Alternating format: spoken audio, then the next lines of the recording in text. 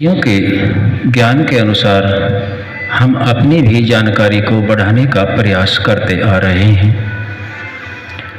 इसी क्रम में जिस सूत्र को हमने लिया वह सूत्र सांख्य दर्शन से लिया, योग दर्शन से लिया गया है।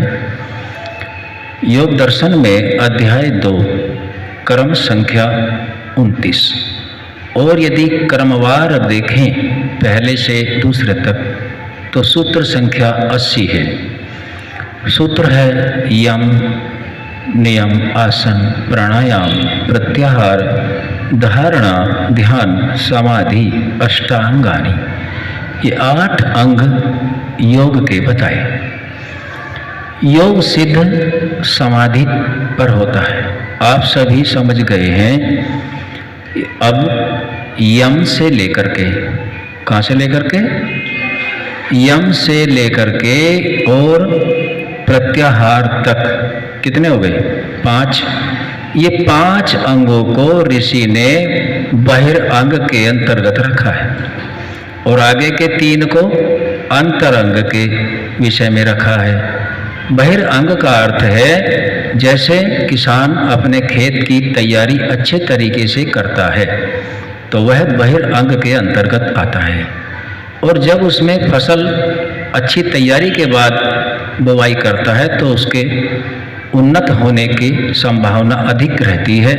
ठीक आगे के 3 अंग अंतरंग हैं। तो बहिरंग के विषय में यम का आज 5वां भाग है। कौन सा भाग है जी? कितने हो गए? 4 तो हो गए। यम के 5 भाग हैं। इन 5 को कौन गिनाएंगे? अनिरुद्ध याद है? बोलो, माइक दो इसको।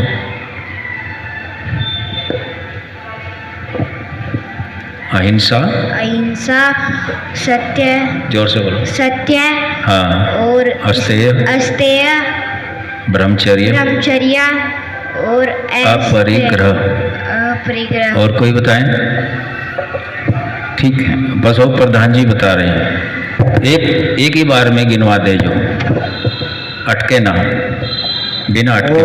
अहिंसा, सत्य, अहिंसा, सत्य और अस्तेय, ब्रह्मचर्य, अपरिग्रह। अपरिग्रह। तो आज हम अपरिग्रह पर विचार करेंगे।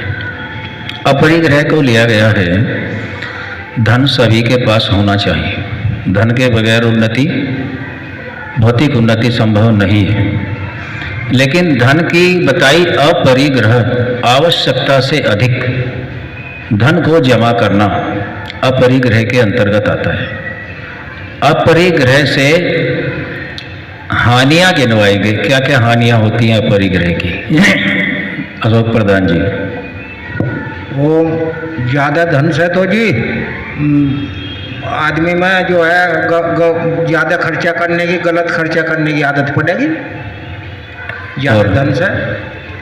और मास्टर जी आप बताओ, राजीव जी, ज़्यादा धन की क्या हानि है या लाभ है?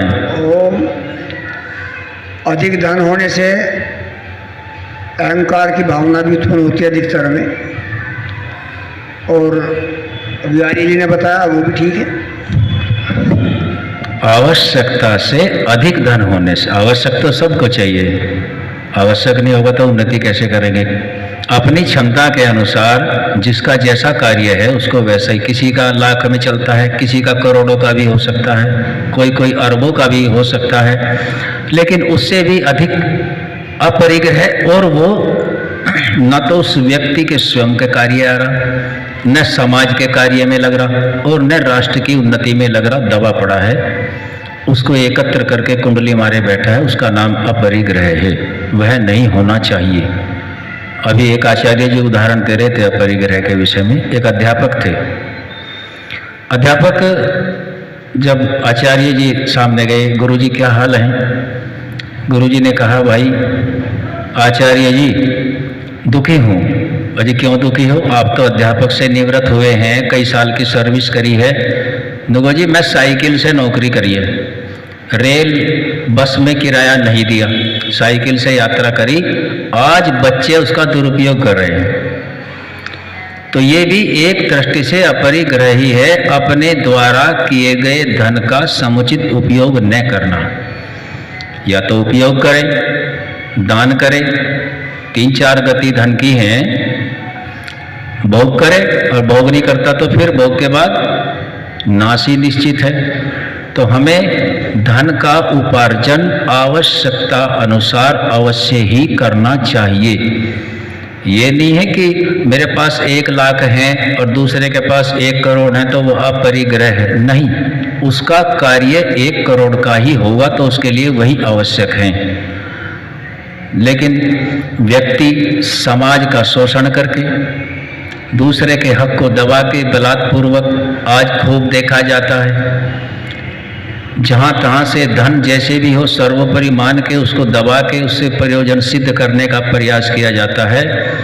5 श्रेणी बताते हैं, 5 व्यक्ति के सम्मान की, क्योंकि धन भी सम्मान के लिए एकत्र करता है। पहला व्यक्ति धनवान बताया, दूसरा बताया कि वो कुछ परोपकार करता है, दूसरा बताया कि वो कुछ व्यक्तियों का समूह बना लेता है, तीसरा परोपकार करता है, और चौथा अपने कार्य को करते हुए सभी समय जीवन दूसरों के लिए भी लगाता रहता है। परोपकार 2 तरह का बताया इसमें, और तीसरा बताया चौथा 5वां हो गया विद्वान। इन 5 में से सम्मान किसका करें पहले, यदि 5 एक साथ खड़े हों? तो इसमें आचार्य शुक्र ने शुक्र नीति में दिया है कि सबसे पहले सम्मान उसका होता है जो आचार्य है, धर्मानुकूल वर्तता है। दूसरा उसका है जो हितकारी परोपकारी कार्य करता है। तीसरा उसका बताया जो जनसमूह को एकत्र कर लेता है।